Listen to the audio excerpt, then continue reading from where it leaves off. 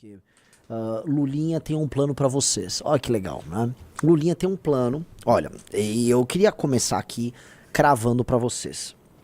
Impressionante como o nosso inimigo tem um plano que é previsível, que é claro, e que, assim, não havendo alterações na forma como nós, no campo da direita, atuamos, é um plano quase certo para ele vencer a eleição, tá? E qual é o plano? Durante 2 anos errou, era Janja e só taxa. Não é que a taxa parou, basta ver o que aconteceu esta semana. É que Lula entendeu que taxa pros inimigos e políticas sociais, a.k.a. compra de voto, pros aliados. Então a gente já comentou, eu não quero me repetir muito, mas vocês viram demais, né? É o gás, é o Vale Gás, que ele tá dando 3 botijões de gás, é a energia elétrica subsidiada, na verdade paga, né? O cara consegue não pagar energia elétrica dentro de uma determinada faixa de consumo, BPC subindo e controle nenhum nessa dimensão do BPC. Agora estão falando para colocar no ano que vem passe livre para transporte público no Brasil inteiro. E agora, né, dado que isso segura aí, vamos botar, né, mantendo o funcionalismo, mantendo a militância natural, gays e mulheres solteiras urbanas e o público mais pobre dele, ele já tem ali, sabe os seus 47% que ele precisa? O que ele precisa? Ganhar 4, 5, 6, 7% de classe média. É isso. É uma classe média que não é tão ideológica, que não está tão preocupada com guerras culturais ou guerras políticas. É uma classe média que, se vê algum tipo de melhora, algum tipo de vantagem no governo Lula, crava o voto nele. E lembrando, não apenas crava o voto nele, o Lula tem uma demanda, o Lula tem um privilégio, e esse é um privilégio mesmo, de poder contar com um eleitorado cativo, esse eleitorado mais pobre, que permite a ele, né, só trabalhar para desconstruir a rejeição dele junto ao adversário. Eleição no segundo turno é, e só é, sobre diminuir sua rejeição. Primeiro turno você tem que construir sua base. Segundo turno você tem que diminuir a rejeição.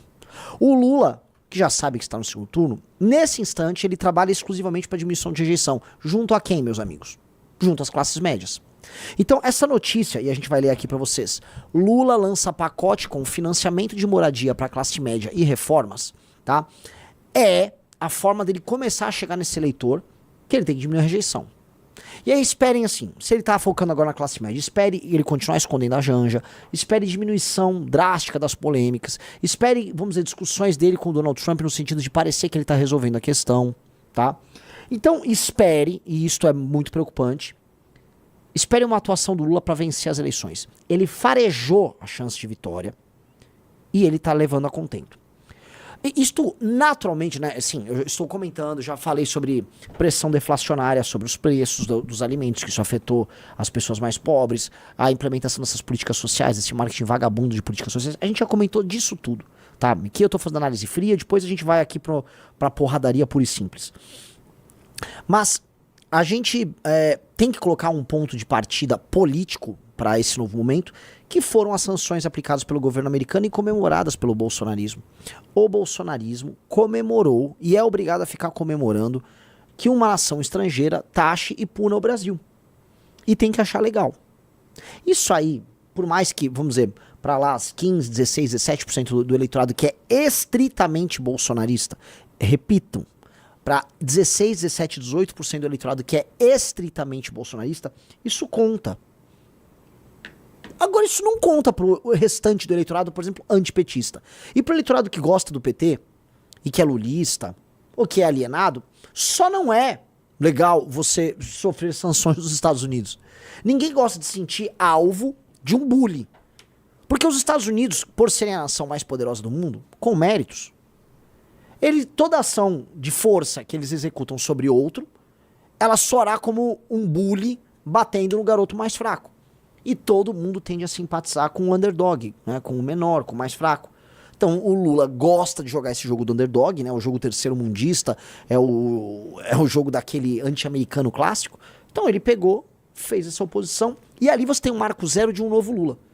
E esse novo Lula começou a crescer nas pesquisas, diminuir a rejeição dele, e o bolsonarismo aumentar a própria. Nisso foi destruída a candidatura do Tarcísio, e não digo que ela foi irremediavelmente destruída, mas foi em grande parte destruída.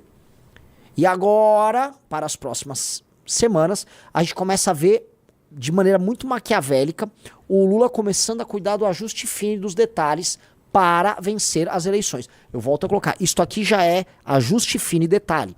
Ele tá pensando no segundo turno, na diminuição da rejeição dele, tá? Um cara está falando assim, o Murilo Alves que mandou, começamos blackpilando já. Eu não tô blackpilando em nada. Eu quero trabalhar para eu ir para o segundo turno contra o Lula e derrotá-lo.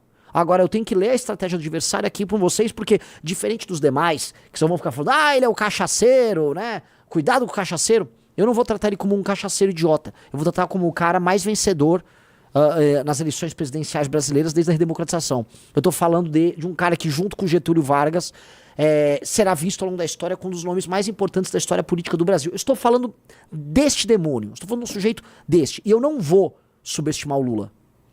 Eu me lembro, Riso, no final do ano passado, eu fiz uma análise falando que a situação econômica do Brasil, caso fosse mantida, tá, e era uma coisa que não era ruim, falei, o Lula volta pro jogo. E aí, logo em seguida, o que me deu umas broncas, Renan, você tá falando besteira, a situação econômica do Brasil tá colapsando. Pois bem, por que eu fico arrependido? Porque eu tava certo. E eu neguei aquela análise que eu fiz. Talvez você lembre disso, Riso, que eu fiz uma live, foi acho que setembro, outubro do ano passado, analisando, falando, os números econômicos, então todo mundo falando que tem uma crise e o Brasil tá andando de lado, esse andar de lado tá bom pra ele. Sempre números razoáveis de crescimento econômico, tá? E você teve essa questão deflacionária esse ano. Ok? É muito parecido com o que aconteceu com o Bolsonaro. Todo mundo também pintava um desastre com o Bolsonaro. Não é que foi maravilhoso, mas não foi também o desastre. Então, ele foi circundando. As pessoas prometeram, e aí agora eu vou remeter para que outra grande besteira que os bolsonistas fizeram. Prometeram pro eleitor antipetista que o Lula ia ganhar a eleição e o Brasil ia virar Venezuela. Vocês lembram disso? Você vai comer seu cachorro, tá? Vai virar Venezuela, o Brasil vai virar um país socialista, não vai faltar comida no supermercado. Não aconteceu absolutamente nada disso. Como não aconteceria se o Bolsonaro também ganhasse? Não é assim que as crises se dão num país como o Brasil. Não é assim. Um país que tem centrão, né? O centrão faz com que nada mude, nem pra melhor, nem pra pior. Tudo fica andando de lado, no limite da mediocridade. Esse é o modelo de um país controlado pelo centrão. E o Lula tá ali, no limite da mediocridade, né? Só que a mediocridade é assim, ele tira um pouco daqui, joga um pouco aqui, tira um pouco aqui, joga um pouco aqui. E ele vai dando o país. Vai ficando um pouco produtivo, o modelo não tem condição de se manter, mas é suficiente pra ele se reeleger. Hoje, o que eu me arrependo, meus amigos? Hoje eu me arrependo, tô sendo bem honesto, de ter olhado para aquela análise e ter jogado ela no lixo. Ela não estava errada. Talvez, peço pra galera achar, não agora, né, Riso? Acha depois, mas tá batendo, né? E aí vamos ler a matéria do pacote de bondades do Lula pra gente começar a entender. Então assim, a gente vai decifrar a estratégia do Lula, até pra vocês verem a construção de uma, vamos dizer, com uma contraofensiva contra ele, porque é isso que precisa ser feito, tá? Calma, são duas matérias, né? Tem essa que você começou falando da live e tem uma outra que a gente mostrar depois. Quer começar pelo financiamento de moradia? Então vai. Lula lança pacote com financiamento de moradia para a classe média e reformas. Anúncio ocorre um ano depois das eleições, quando o presidente deve pleitear continuidade. Veja como deve funcionar cada programa. O presidente Lula lançou nesta sexta-feira, um pacote para o mercado imobiliário. Uma política que abre espaço para o financiamento de moradias para a classe média e um programa voltado a reformas e melhorias habitacionais. O principal anúncio do dia é a nova política para a classe média. A medida estará voltada a financiar moradias a famílias que ganham entre 12 a 20 mil reais. Como mostrou a CNN, a medida vai na prática liberar dinheiro do SBPE, Sistema Brasileiro de Poupança e Empréstimos, segundo fontes próximas ao assunto. No entanto, o presidente da Caixa anunciou que a instituição voltou a financiar cota de 80% no SBPE. De acordo com o Planalto, as novas regras criam um modelo mais eficiente que permitirá a ampliação da oferta de crédito habitacional no país e criará uma transição gradual rumo a um modelo mais sustentável e competitivo. Além disso, eleva um valor máximo do imóvel financiado no SFH de 1,5 milhão para 2,25 milhões de reais. Prossiga. Até agora, beleza. A poupança será maximizada como fonte de financiamento, ou seja, na medida em que mais valores são depositados na poupança, mais crédito será disponibilizado para financiamento imobiliário, o que tende a ampliar a oferta de crédito, considerando ainda as captações para o mercado por beleza. Desce, você tem mais alguma coisa? Tá, beleza, dane-se. Reformas. Aqui, ó. O segundo lançamento, um novo programa que já teve sua portaria publicada pelo Ministério das Cidades na quinta-feira para financiar reformas e ampliações de moradias. Poderão pegar dinheiro emprestado para reformas e melhorias moradores de áreas urbanas com renda familiar mensal de até R$ 9.600. A faixa melhoria 1 vai de R$ 3.200 mensais, a faixa melhoria 2 vai até R$ 9.600. Só serão atendidos imóveis residenciais e mistos. O valor mínimo do financiamento será de 5 e o máximo de 30. Serão considerados para o valor gastos com materiais de construção, mão de obra, elaboração de desenhos técnicos, além de visitas técnicas de blá blá.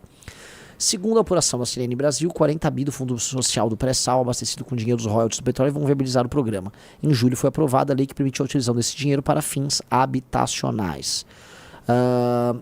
A nova política para a classe média. A política do governo será permitir a livre utilização de recursos pelos bancos em operações rentáveis, com a contrapartida de as instituições considerem crédito imobiliário em montante equivalente ao captado. Assim, serão inicialmente liberados 5% do compulsório e, caso não haja intercorrência, os 20% estarão disponíveis a partir de 2027. Durante as discussões da proposta, o setor imobiliário avisava ao governo que temia impactos de uma mudança abrupta e pediu uma regra de transição. Blá, blá, blá, blá, blá, blá, blá, blá. Vamos ler aí. Cara... Vamos ser direto, tá? Vamos ser direto. Para as famílias de classe média mais humildes, e isso eu tô falando daquela semi-favela, sabe aquele semi-barraco? Você pegar um empréstimo, possivelmente subsidiado em alguma medida, para você fazer uma reforma de até 30 mil reais, Riso, é basicamente o cara precisa para bater uma laje, para construir. Hoje é isso. Não é uma reforma, por exemplo, que uma família de classe média, sabe? Tradicional vai precisar. 30 mil reais, aí o cara bate uma lajezinha, reforma, ou seja, é uma política habitacional voltada para a classe C. É um tipo de política, tá? Novamente que a gente fala assim, o Lula tá ajudando os mais pobres, né, no processo de compra de voto deles, e agora tá tentando puxar um pouco acima para ganhar uns votos em disputa. Eu vou dar um exemplo onde esse tipo de empréstimo faria sucesso. Baixada Fluminense, onde o Lula, inclusive, ganhou do Bolsonaro na última eleição. Região metropolitana de BH. Periferia de São Paulo, zona sul de São Paulo, extremo da zona leste de São Paulo. São lugares onde isso faz sentido e ali ele vai virando os votos para ganhar a eleição. São os swing states? É que eles não são estados, seriam swing zones. Vamos botar aí.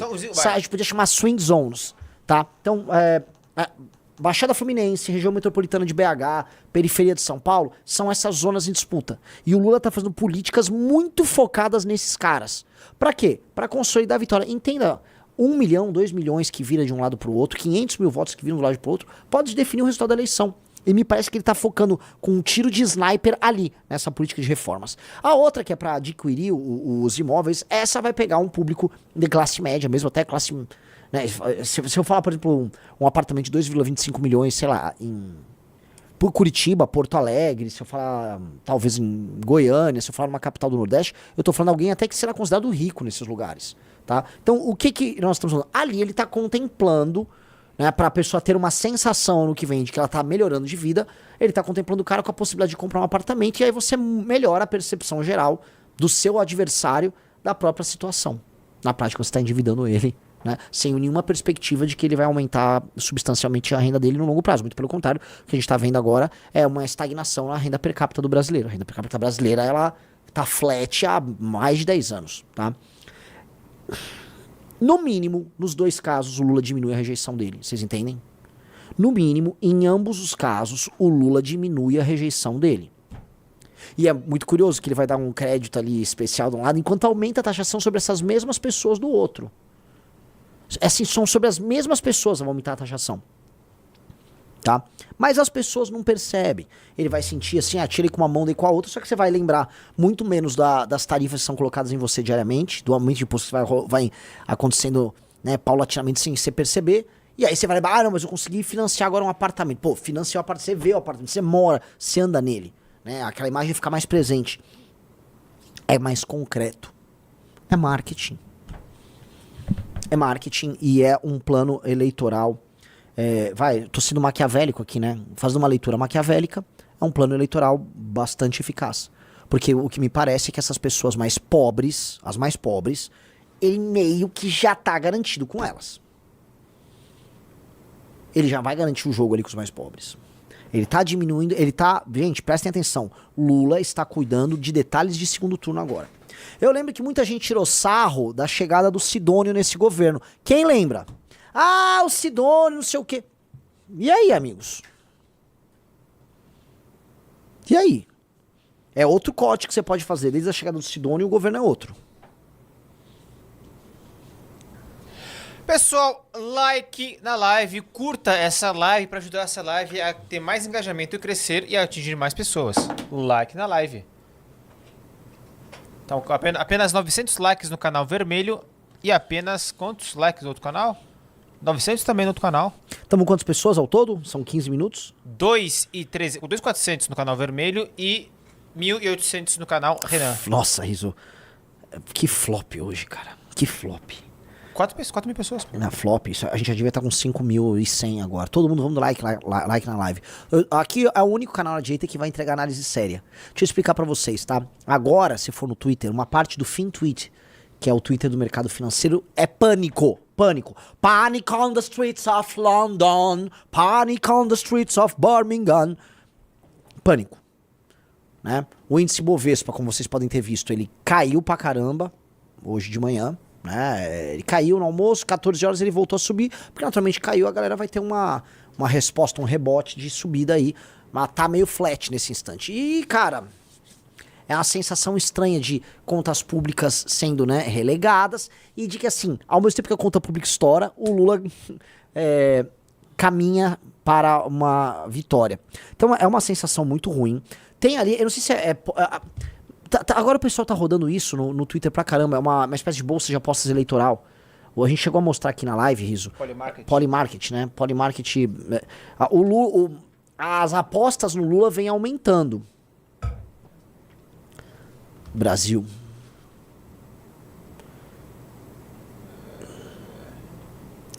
É esse aí? Amigos. Veja só como assim... abriu uma boca de jacaré do Lula pro Tarcísio, né? Nós precisamos aparecer logo aí nessa lista, amigos. Nós precisamos começar a aparecer nessa brincadeira. As apostas lulistas, elas estão aumentando. Então, você tá vendo, senhor, na Faria Lima, uma espécie de um pânico. Meu Deus do céu, deu tudo errado. Sim, galera, vocês foram enganados nesse papo de Tarcísio. Vocês foram enganados. Não quer ser enganado, uma dica, abra agora. Rafa Meido, abra agora o Valete Plus.